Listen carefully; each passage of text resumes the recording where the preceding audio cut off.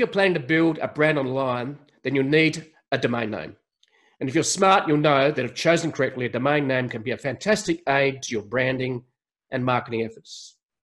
Today, more than ever, it's important to choose domain names that are short, simple, meaningful, brandable, global, and relevant. One new domain extension that checks all these boxes is .online. It's a domain name for anything that's online. So make the most of the branding opportunity and get your very own .online domain for 90% discount for the first year using my code Jeff, J-E-F-F in capital letters at www.get.online. Hi everyone, and welcome to the Jeff Buller Show. Today I have Oren Greenberg with me. Now, Oren is currently in the Bahamas. Actually, he isn't really. He couldn't get there because the COVID just killed that. But it's a lovely virtual background, and welcome to the show, Oren. So, but a little bit about Oren before I actually we get into asking him some questions and hearing his story. Oren is the founder of Kurve. Kurve with a K, K-U-R-V-E, a modular growth marketing consultancy. He spends his days helping FTSE 250s and funded startups to navigate the perilous waters of growth and marketing. Oren's highly regarded digital strategy and commercial expertise has been instrumental in the growth of client brands including Investec Bank, Peakon, Wonga, Wink Bingo, Nutmeg, Funding Circle, MarketInvoice, and innovation incubation projects within Canon and HomeServe. That's very interesting names. Actually, I'm actually curious about what some of them are. We're going to hear more about that. He has an impressive track record of results, including managing over £10 million, and for the Americans who are listening, that's something to do with England, marketing budgets, and juggling paid search campaigns with over 13.7 million key phrases, organic traffic growth from 2.3 million a month to 3.1 million. Oren has been featured in the Telegraph, the Social Media Examiner, and the HubSpot blog as an instructor on Skillshare and Jolt. He also teaches meditation. I look forward to hearing a little bit more about that because I do meditation 5 days a week. After a long stint in the Himalayas practicing not talking for 10 days. So obviously it's his day off, and an incredible feat if you ask anyone who knows Oren. He also sculpts and has a pet yodel called Bobbi. Now, okay, this is the first question I want to ask you. Okay, so a pet yodel? What's a pet yodel? It's a Yorkie poo, half Yorkie, half poodle, but yodel's another way to call them. Right, I thought that was a Martian pet of some type, but... It is a Martian, yeah. If you saw her, you'd see she has interesting habits. They're kind of a bit interstellar. Okay. It's a bit galactical sometimes. Okay, right. So, welcome to the show, Oren. My pleasure, thanks for having me. And Oren and I, Oren's in London and I'm in Sydney, so we're physically distanced. And our politicians will be really happy about that, and the thought police, and the politically correct people, and people that love wearing masks. So, welcome to the show, Oren. It's great to have you here. Yeah, thanks so much. We actually missed the most important publication I was featured in, which was the Jeff Buller's blog, actually. And that was really the highlight of my career of 17 years. So yeah, I should really mention that. So when was that? I'm sure one of my editors is looking after that. So yeah, it's one of my guys. I think it was 3 years ago or something. One of my guys got it. One of your editors knows about it. Yeah, someone knows about it. Okay, right. So I just wondered how you. That was going to be my next question. How did you actually get your people to talk to my people? Because yeah, sure. Yeah. So I have dedicated. I think content marketing is really critical for businesses nowadays. And I have a dedicated team. I've been featured in about 82 publications. Obviously, they do outreach, and they interview me, thought leadership. They prepare the content, and then they pitch it. Right. Okay. So that's why we're here today, because you believe in content marketing, which is something I discovered myself actually about 12 years ago. So it's very near to my heart. So Oren, what got you into this whole sort of modular growth marketing consultancy, and we want to take a little bit of a slant on software as a service type businesses today as well. So what got you here? What got me into the growth marketing side of things? Yeah. I think, growth marketing is half future, like, projected future on like a linear graph, and half, I guess, rehashing of traditional marketing. Like, in many ways, a lot of today's digital marketing are based on principles that were discovered, mentioned in Mad Men era, about brand building and differentiating yourself and writing engaging copy. I think growth marketing is different in the sense that we've shifted into marketing as a more technical competence. I think data has become really critical, especially in VC-backed businesses and scale-ups. And also, I think there's an integration of the functions under growth. So if you take a data guy and you take a designer and you take a coder and you kind of compress them into a small little boiler room together and force them to work really hard underneath a marketeer, then you get a growth function. And I reckon that's where growth is heading. So I think it's there's a lot of buzz around it. I have to admit, a lot of people are looking for competitive advantages. So they're looking for fads, for growth hacking, growth marketing, product-led growth. There's so many variations now of terms that are, to be honest, quite subtle. And a lot of the foundations haven't changed. You need to produce a freaking fantastic product that engages your customer and solves a problem. And then you need to find your audience and you need to broadcast creative messages and content that adds value to them. And you've got to do that at scale, effectively and consistently. You have to do it better than your competitors. And those principles are not going away. And all these fads and definitions and topics, even though they're cool and interesting and they have utility, they are overhyped as if they're some sort of silver bullet. So I just wanted to kind of put a grain of salt with this, my obsession with it. And I instruct on Skillshare about it. I mean, I've gone very deep into it. Yeah, how did I get into it? I guess probably just a career full of working with venture-backed businesses. Right. They need, so you're dealing with large amounts of data, very complicated tools. The tech stack's ludicrous, 30, 50 pieces of software, you've got to integrate them. You have to motivate a team of high performance, very smart individuals to deliver.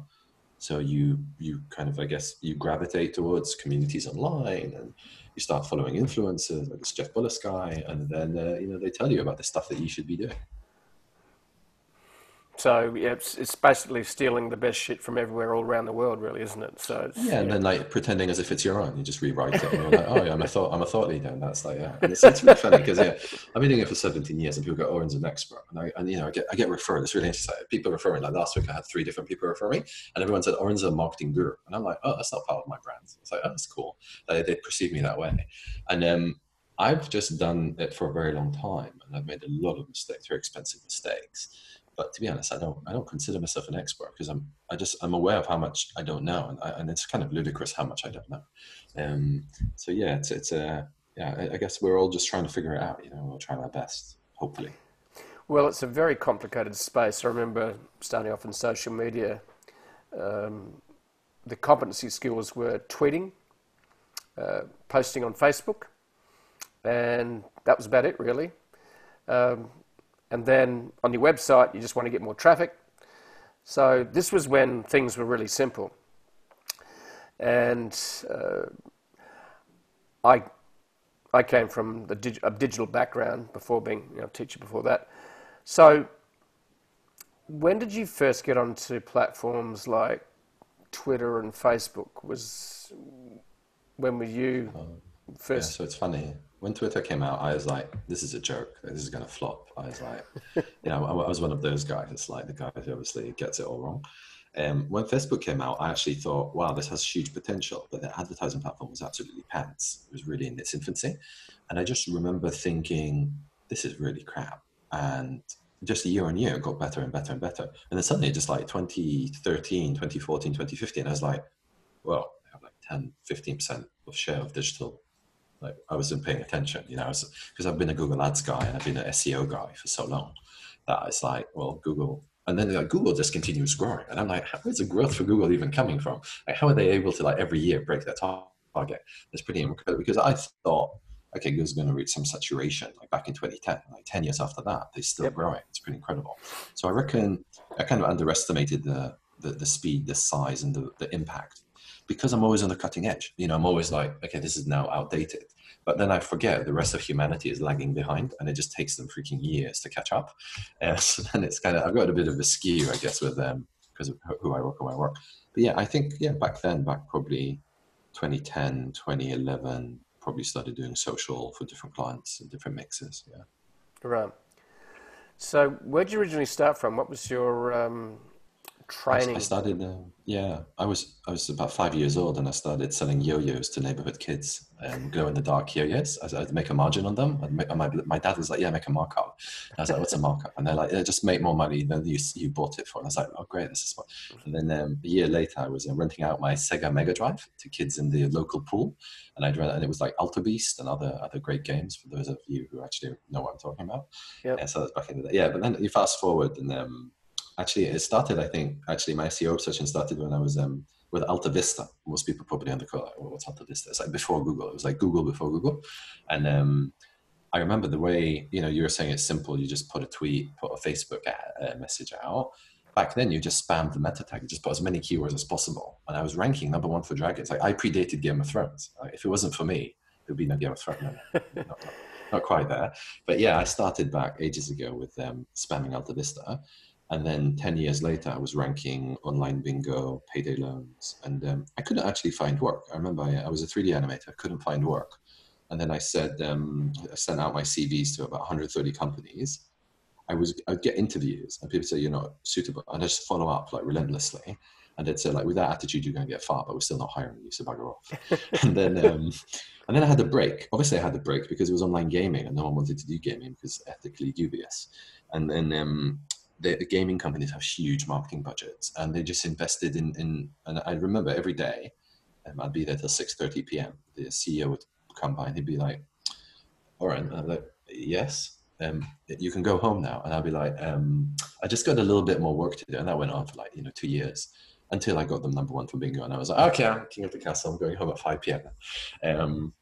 So yeah, I mean, I got very lucky. I think the truth is there's a shortage of digital talent.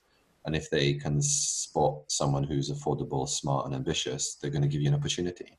And I just got lucky that they took a punt on me. And I'm still lucky that businesses take a punt on me, because it's really hard for founders.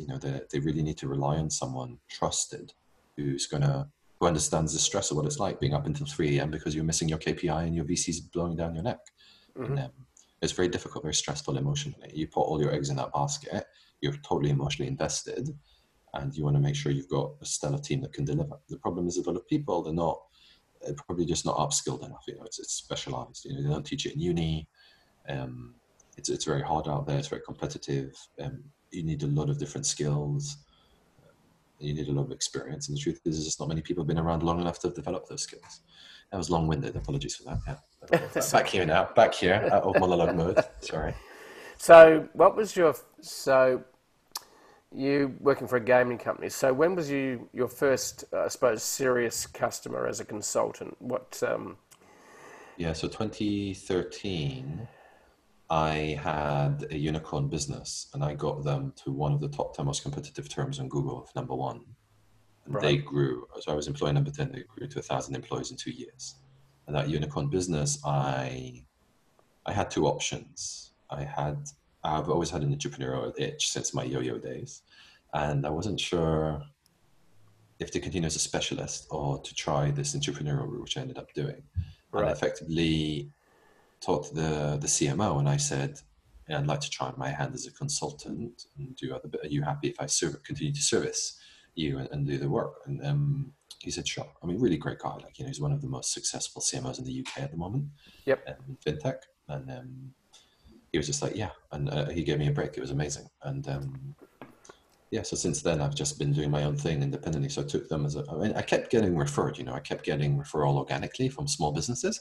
And then I kind of that's where the itch really came from. It's like, okay, all these other people are telling me they need help with their businesses. Why don't I try it? And I've kind of been doing that for the last 7-8 years now. Right.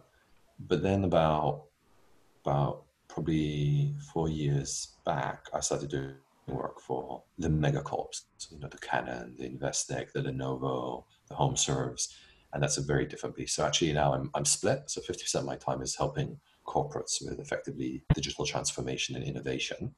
like implementing a CRM or auditing a B2B function. And then my other half is helping VC-backed businesses and founders, either as an advisor, a non-exec, or kind of either interim or part-time CMO. Right. So one of the areas that I'm fascinated in is software as a service type companies. So what's your been experience with consulting to software as a service companies? Because we've moved from a world of local to a world of global. And that's what excited me in 2008 when I discovered social media, going, hang on, I can just reach the world with a tweet. I can share a post on Facebook and it can be viewed by anyone globally. I was very much to a local marketing and business opportunities. And going, wow, I actually can reach the world. And as we know that, yes, you can reach the world, but in a world of noise and data that just continues to grow, that you can be just lost in the noise. So where do you see software as a service companies? And I have a particular I have a range of views on that. But so software as a service companies can be local, or they can be global, or they start local and then go global. So what's been experience with software as a service companies? Yeah, so all the ones I've worked with are global by far. And I've worked with, there's a lot of, SaaS is quite big, and there's like 3,900 companies in Europe, 15,000 in the world. And SaaS categorically, it has some uniqueness to how it works compared to other industries. But there's a lot of SaaS out there. There's HR SaaS, I've done fintech SaaS, I've done social media SaaS, I've done lots of different SaaSes. I think the challenge with SaaS, I think it's product marketing first. And I think that's unintuitive for most marketeers, because most marketeers are acquisition focused and awareness focused. Definitely most marketeers that I've worked with, CMOs, they're brand focused, which is not relevant for SaaS really, early stage or mid stage SaaS. It's only relevant when you're in a B round and C round. And I think product marketing is still a very new discipline, relatively speaking, and focusing on how to really tie the product features. I think the most, from a marketing point of view, because I'm not going to talk really about the fundamentals of SaaS, like how retention is critical for the business model, or measuring users using Mixpanel or Insight. I think that's all, I think, a given for a lot of the listeners. So I'm going to focus more on the marketing aspects of SaaS. And if you think about the best SaaS marketing in the world, I'm thinking Intercom, Buffer, Paddle, Profitwell, and they all have one thing in common. They use their unique data to provide insight that's not available anywhere else in the world. And that for me is probably the most effective marketing strategy for SaaS.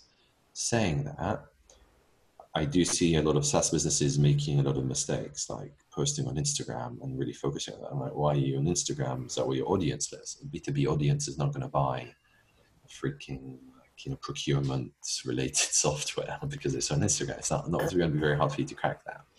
So a lot of them are trying to be everywhere all the time to build brand. And I don't think that makes a lot of sense. I think they really need to think about where the audience lives, how to identify their audience, how to build custom audiences, and how to really cut through. I'll give you an example, tangible examples.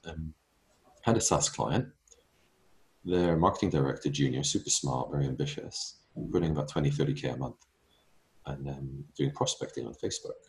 Okay, great. What's the cost per lead? 450 quid. How much is a customer worth annually, or ACV, annual contract value, of 50 quid? You're paying 450 quid to acquire a customer worth 50 quid. Yeah, that's not good. What are you doing? Prospecting on Facebook. What does that mean? I've got an ad on Facebook. Okay, great. What happens when they click the ad? It goes to a blog. Okay, great. What's on the blog post? What do you mean? Well, what's the call to action? No, there's no call to action. So what are you doing? Oh, prospecting. I'm like, what the hell? Okay, screw this. Take them to a free trial page, get a free trial, and then bam, cost per lead is £18. I mean, this sounds simple, right? It took like 3 weeks to do it, and like lots of team and convincing and trying to explain why we need to do it, etc. Yep. So not so easy, but once they got it, they were like, oh, blimey, this guy actually knows what he's talking about. And so it's very simple, but a lot of businesses, they're missing the fundamentals. I also see this obsession with SEO. It's like, we're going to do SEO. Why? VC said we should. Why? What do you mean? You don't pay for the clicks? Yeah, we don't have any search value for your terms. Yeah, we should do SEO. I don't think you understood what I just said. I said, no one's looking for the terms you're competing on. If you did SEO, it's a complete waste of money and time, and it's a black box. Yeah, so we should do SEO because the VC said it. It's like, what the hell's going on here? And, it's shocking how often I'm in these conversations where the founder, they just don't have the experience and the context to really understand. And a lot of what I do actually is education, and they hate it because they just want results. They don't want to be educated. But I need to help them veer the ship in the right direction because they're very eager to go really quickly. But I'm like, if you move twice as fast in the wrong direction, you're twice as further away from your destination. Doesn't make any sense. Yep. And yeah, I've got a few other SaaS stories, but we don't have 4 hours today on the calls. No. Well, that's one of the biggest challenges is that as a consultant, you actually got to spend a lot of your time educating. And typically a CEO or a founder or even a CMO that isn't sort of been in the game a long time, isn't in digital, they just want results straight away. Like, I only got 2 leads today, and you're going, right, okay. So you want instant results. I find that the most frustrating. I was doing consulting quite a few years ago, and I went, I actually can't give you instant results because that's not how content marketing works. You educate first, you create credibility, and then, especially if selling a high value product, they mightn't buy from you for 6 months.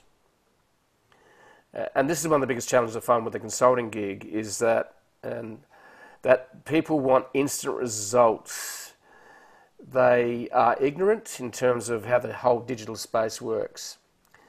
I found that the most challenging thing with consulting, and that's why I decided not to pursue that.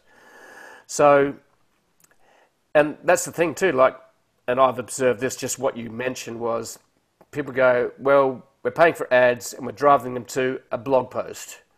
Going, yes, that's good. So why don't you drive them to a landing page where you actually educate them straight away,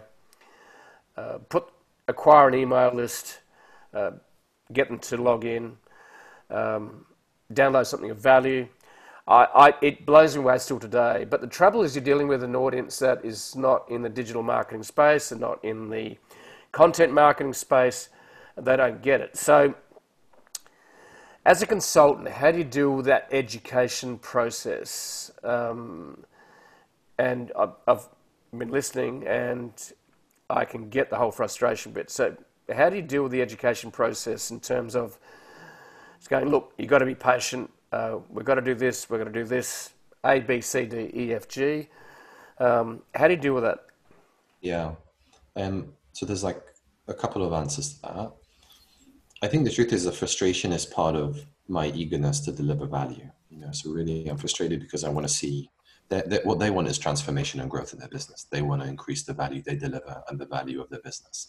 And I get frustrated because sometimes I'm blocked because of lack of trust or issues that are unnecessary. They're inefficient. I just get frustrated for inefficiency. It's just the bugbear that I have. I love efficiency and effectiveness.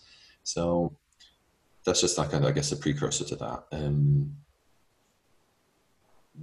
The meaningful way I do it is I align my remuneration with a performance component to the result. So they realize I'm interested in the outcome that they want, and that I'm not just there to bill and piss off. I'm actually there to really see change in their business. And they, I guess, need to believe that, my business is dependent on my reputation, and that's referral and reviews. And, we live in a world that's changed. It's no longer how good I say I am. It's entirely about what other people say about me. And everything about my profile and how people buy me is based on that. That's the first thing.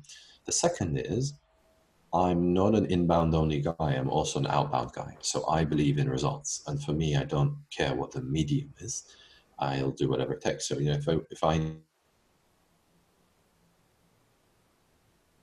immediately to Facebook or lead gen forms or LinkedIn ads or whatever it is, then I'm going to do that and I'll drive some sort of movement or traction and show we're moving in the right direction, because people need to see evidence that they're not just burning through the cash because they have a limited run rate. So it's stressful, right? They have to achieve a static goal with a flexible bank account, right? That money's depleting and you've got to hit that KPI. And if you're not heading in the right direction, it's a terrible feeling. It's very stressful. So I think those are the main two ways I do it. I try and drive results as quickly as I can and drive something meaningful without waffling too much on strategy, not without trying to nurture an audience for too long. And it's really hard because it's the exact opposite of what your ideal is. Your ideal is to produce exceptional content, nurture community, build passionate advocates, and that takes time. And the startup is the opposite spectrum, where they need to generate revenue to be able to invest in community building. And it's going exactly against the grain of how human psychology works and trying to hack it. And I think that's a big part why so many startups fail. They fundamentally still fail because of one main reason. Startup founders don't like listening, they don't like hearing this when they say it. They're just not delivering enough value. The product doesn't solve a meaningful problem and the customer's not willing to pay enough money. So funny enough, a lot of the challenges I have, they're not marketing related, they're product related. And I'm trying to sell something people don't want to buy. And it's like, well, if you were really good, you'd sell something to someone who doesn't want to buy it. And it's like, have you ever convinced someone to do something they don't want to do? Because if you know how to do that, you'll be a freaking billionaire by now. So, it's your goal, your job as a founder to build an incredible product. And the truth is, marketing becomes a hell of a lot easier when you've got a great product. It's actually marketing. I mean, you still need to do marketing. You still need to invest in awareness and drive the audience and explain the value. But if the product's not there, marketing is not going to solve it. And a lot of the time, it's just the world's changed. You used to be able to do this. And that's where the conditioning is off. People used to be able to get away with great marketing and sales with an average or low quality product. You just can't do that now because we live in a world of radical transparency where, if you're a B2B SaaS business, people are going to go into Google, they're going to type in, HR surveys, or they're going to type in, human capital resources. They're going to type in whatever payroll management platform or whatever it is. And they're going to go to Capterra. They're going to look at the reviews, and if you're not there and your competitors are, you're not going to win that business because you're not part of their customer journey. And you're like, but we have a great product. And it's like, your customers don't care if they haven't experienced the benefit. So I think your key is, how do you really get your customer to experience the core benefit of your service as soon as possible in the most economical way possible relative to your lifetime value? How do you get your CAC LTV ratio right? VC magic formula of a third. And that's the key. That's the radical focus, has to be around getting to that as soon as possible. So that's I guess my philosophy, or how I view it. It's how I go about trying to do it. Right. It's like you talked about, the product's not working for the customer. So just recently I talked to a digital startup, been running for 8 years.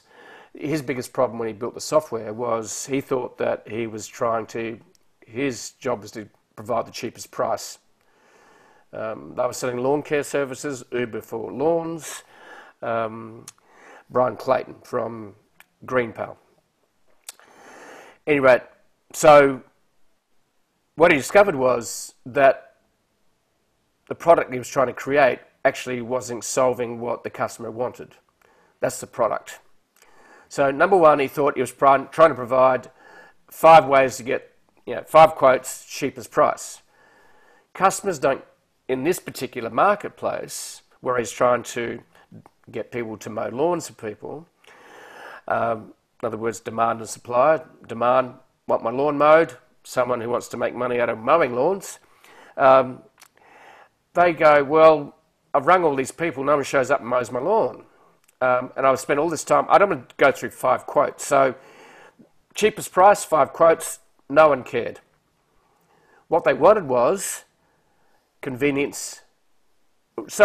reliability and speed. Yes. So, in other words, they show up tomorrow and I get a response quickly and I get my lawn mowed. That's it. In a world of the world we live in today, it's really, we just want to don't waste any time. We are time poor. That's the biggest challenge a lot of us have.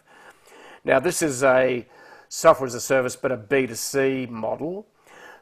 So they assume that it was the cheapest price wins, which is actually a race to the bottom in a software as a service type application. But they wanted reliability and they wanted convenience. That was it. So they assumed incorrectly.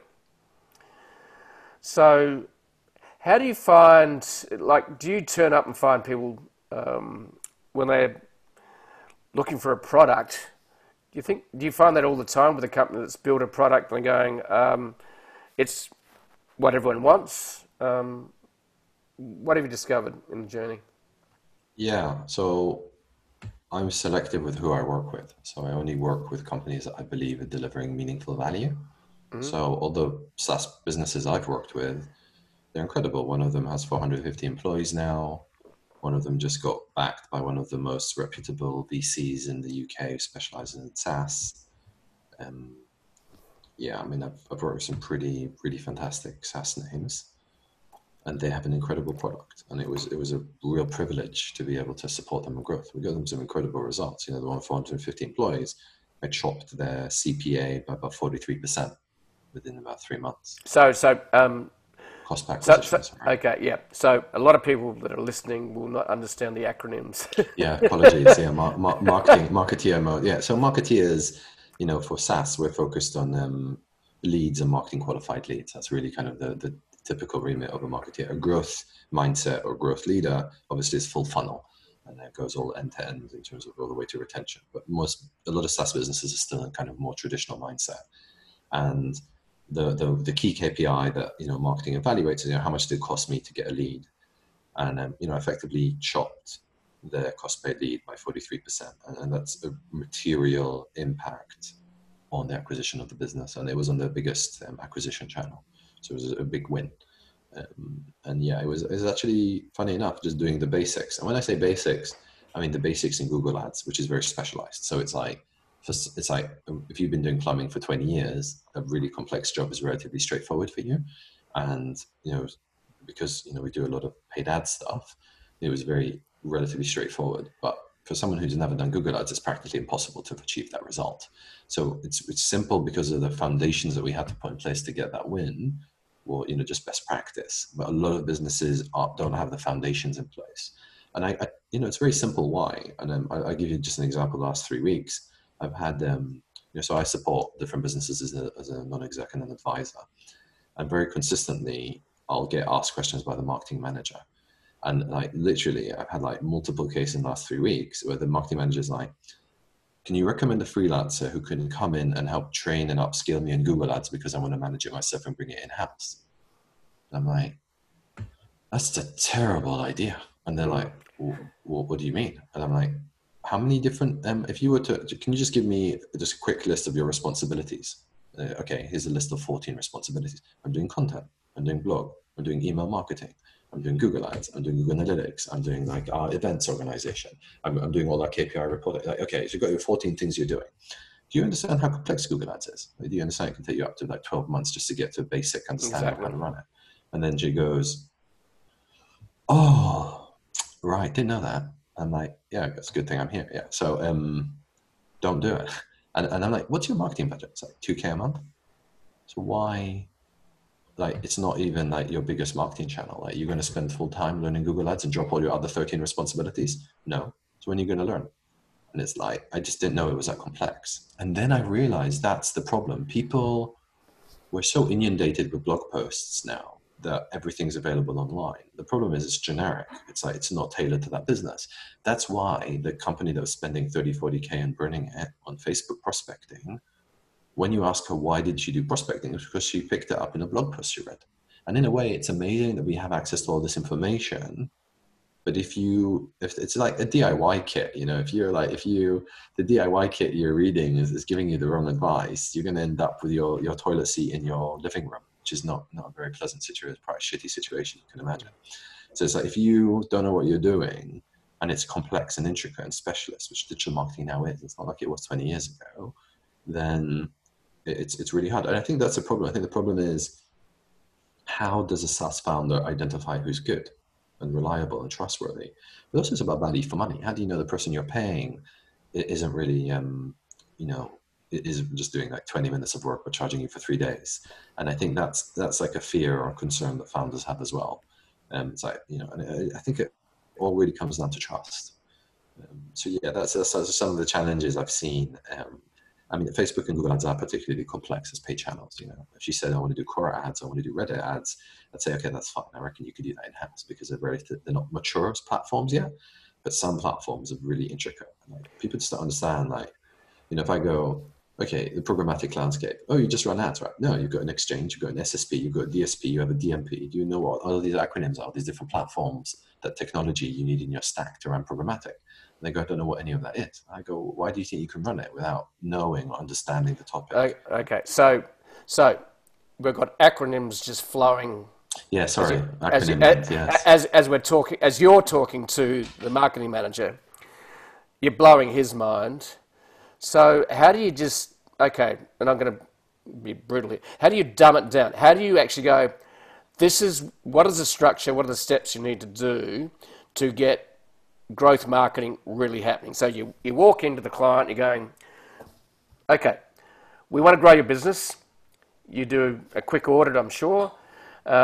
So what would be your steps to actually make sure, one, they understand, two, they actually get stuff done without blowing the budget? And I totally agree with you. Digital marketing has got so complex. So are you going to do Instagram marketing? That's complex. Facebook marketing? That's complex. Google ads? That's complex. SEO? That's complex. Email marketing? That's complex. Okay, and like someone says, I've got a 2K budget. Okay, so how do you just distill it into the essence of what they need to do? And then what are the steps after that? So, yeah. Okay, and that's what I'd like to explore a little bit. So there's only like 6 foundational steps. And I mean, I'm not elaborating on the complexity of each step, but the principles are simple. That's why you want it. Yep, good. Yeah. Who is your audience? Yep. Do you really understand who they are? A lot of SaaS businesses get it wrong. They go, who's your audience? Everyone's my audience. Everyone's your audience. No one's your audience. That's right. You've got to get very clear. Who's your ideal customer profile? Number one. Yep. Yep. The easiest way to think about ICP is a LinkedIn company page. Sorry, ICP. What's that mean? Ideal customer profile. Right. Okay. Right. It's like a LinkedIn company page. You go to a company page on LinkedIn, number of employees, industry. Who am I talking to? Okay. Where are they based geographically? Okay. Persona, the job title. Is it a marketing manager I'm talking to, an HR manager, director, CFO? Who's going to benefit from my product offering? Yep. Right. So you now know your audience. So who they are. Good. Yep. Where are they? Where do you how do you engage with them? What's the, where do they live? In other words, what platforms are they on? Yep. Exactly. Yep. What platforms are they on? What's my message to them? What's the pain that they have that I'm solving that's meaningful? What's material in terms of how I solve a problem that I believe that they have? What's my message? So that's number 3. What are their pain points? What are the pain points? And also, how do I communicate my benefits to their pain points? They have to be coupled, right? Yep. So you got your audience, you got your message, you know where they are. What's your offer? Like, you got your message, but you kind of got to hook them in. And there's a lot of evidence now that shows, in SaaS, you've actually got 2 main models: free trial and freemium, right? And it's very interesting to see the economic merits of both. Yep. With a free trial, you get more volume and you can nurture and you get more backlinks, and it's more helpful for SEO. So if you have volume there, it's more effective for marketing. But then the problem is you get a lot more noise and crap in there. And then freemium, you can kind of get more product-led growth where you're focusing on nurturing people who are more engaged, right? So I think that's where a lot of the analytics in your product is really critical. Understanding engagement. How do you retarget people with ads? How do you send them relevant emails, right? So these are kind of the foundational fundamentals of the strategy. So but there's actually something. So is that number 4? Because you said there was 6. Yeah, number 4, number 5. Okay. I think it's number 5 now. Yeah. So the thing is, there's a couple of things, and this is probably the 2 areas that are really critical to deploy those 5, and that's where a lot of things go wrong. So who is doing it? The people, the actual resources specialist, and what is the technology stack that they're using, the software that they're using to do it. And that's where most of the complexity is. It's people choose the wrong tech stack, or they have the wrong people doing specialist work, or they have the wrong specialist doing the wrong thing. What people don't understand is about 16 types of marketeers. Yeah. And if you get one of the wrong types of marketeers doing another marketeer's job, even though they're both marketeers, it's still wrong. It's like a heart surgeon who's not a brain surgeon. It's not the same. You don't want your heart surgeon doing surgery on your brain. Exactly. You don't want your SEO guy doing your PR. Yeah, well, PR and SEO are quite close, but you don't want your SEO guy doing your Facebook paid ads. Yeah, it's quite a different universe of complexity.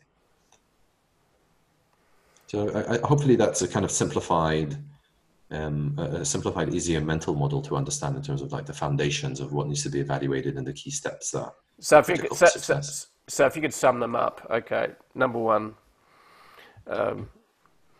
who's your customer?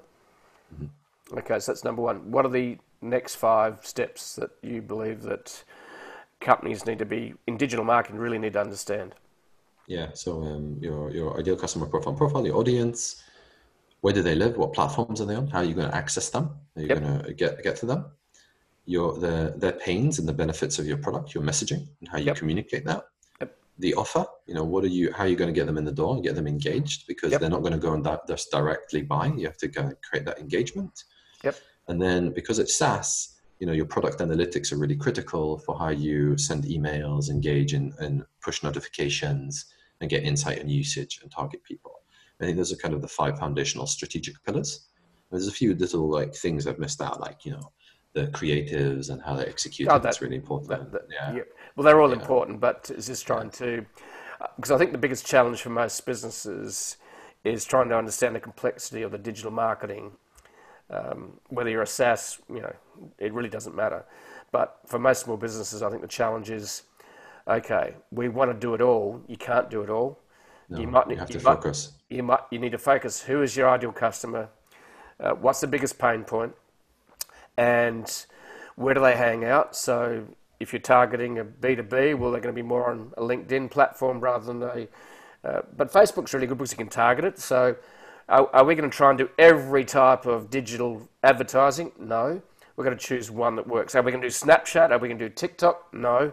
So that's the challenge, isn't it? That you've got to take that complexity and distill it into simplicity.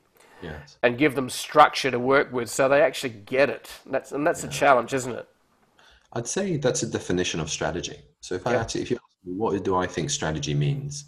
I'd say it's everything you don't do. A good strategy is everything you don't do. Yep. So if you just very focus on how and where, I think the problem is we don't always know where growth is going to come from.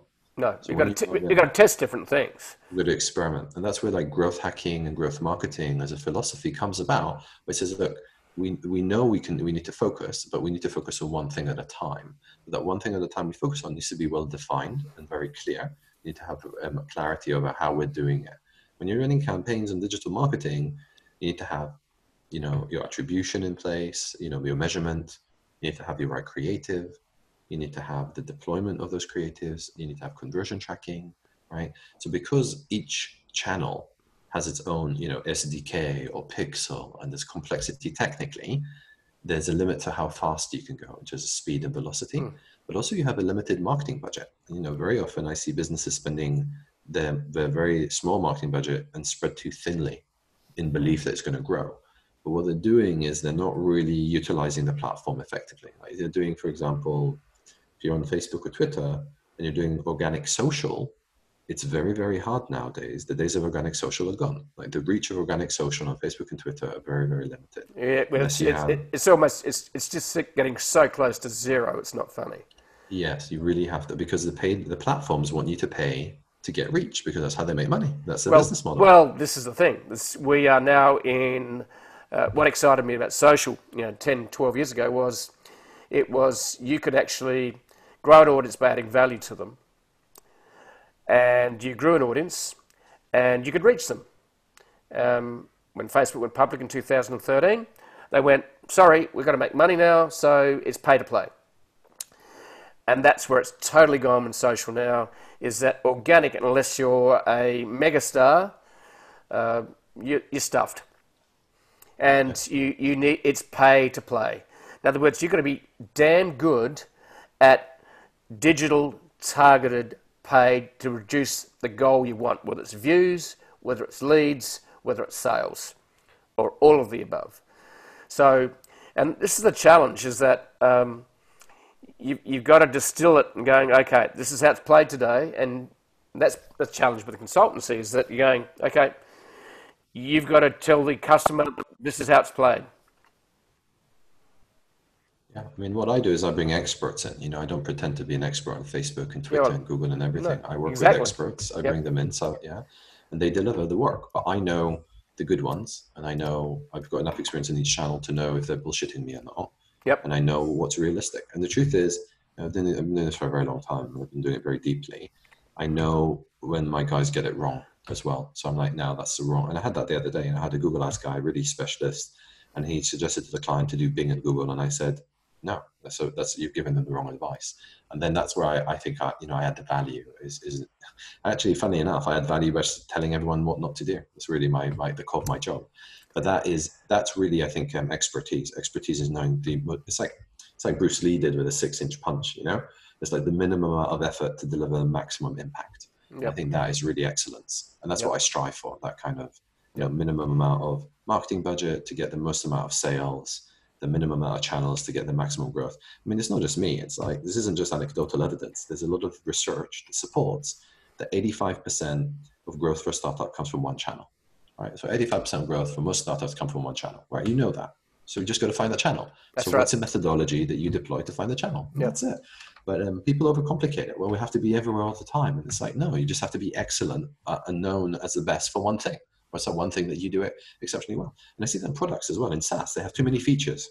Yep. Why? Because we have to compete. But you're not in a feature war. You're in an outcome war. What are the problems you're solving? Solve those problems better than your competitors. Like, look at Apple. Does Apple win because it has the most amount of products in the world? No. It wins because it has the best products in the world. And, when Steve Jobs came around and turned around Apple, I mean, it's not just Apple. Starbucks did this. PwC did this. There's lots of companies have done this. They actually, they constrict. They don't expand. They limit. He went from 450 SKUs, product lines, to about like 50. And it was actually that transformation that got Apple back on track. Yep. And it was actually less, not more. And the key really here is specialization and excellence. Yep. And the book, The Lean Startup, is brilliant on that. It says and I'm going to use an acronym here, and then I'm going to explain it. Minimal Viable Product, MVP. So, it's like, we do not need to complicate this. What do we really want? And I know that I'll go and use Word, for example. Actually, I'm using Google Docs a lot more now. I use 2% of the power of that platform. I just want A, B, and C done. That's it. But don't confuse me. Do not confuse me. So, why do you use Google Docs and not Word? I mean, look at the simplicity of Google Docs compared to Word. I mean, Word has so many buttons now. You don't even know what it does. It's just overwhelming. And then Google Docs is eating up market share. That's right. And the other thing I like about it too is that I can take it anywhere with me. So what I see you as then is you're really the conductor trying to simplify and bring out the best in your customer. And I think you sound like you're doing a great job on that, Oren. So that's why I was just trying to get to the essence, I suppose, of what you do, is going, keep it simple. Let's not make it complicated. I know where the reefs and the rocks lie. Yeah. I know where the problems lie, and we're just going to get you the result you want, which might be leads, sales, views. You really don't care. You just need to be clear on who's your customer, what does the customer want, and you take it from there. So it's been fascinating to hear your passion for what you do. It's really been great, Oren. So yes, sorry about the acronyms. Apologies to everyone. It's just a little craft, Yeah, I know it. Well, it's part of the industry. I suppose I've revealed a little bit about my view on acronyms. Is that anyone outside the industry will have no idea what you're talking about. Yeah. So it's like talking in tongues. So it's I have a little saying about acronyms. If you see an acronym, shoot it, because for me, I just want to make sure we keep it simple. And I think we got to the essence of what it was about simplicity and what you do. And your passion shines through, and it's been... Oh, great. It's lovely to hear. Great. Thank you. It's great. So, sorry a little bit on the acronym side, but I just want to make sure that my audience understood what we were talking about, because... Oh, I know. I just go into default. I spend so much time with my team talking about like marketing terms. Yeah. And we use these because they're shorthand. They help us articulate the concepts faster. That's really why we use them. But you just get conditioned to using them, and then you're like, the other person doesn't understand you. And I'm like, I hate it when I talk to an IT guy and he starts talking to me about technical. I'm just like, get me the result. I don't care about like the specificity of the IP protocol. Like, who cares about this? And he's like, but it's really important. And I'm like, I know that it's important for you. It's just not important for me. Just go and fix my problem. And I kind of like, as you're an expert, you get passionate about solving the problems, and it's a problem we always have when it's a technical specialism.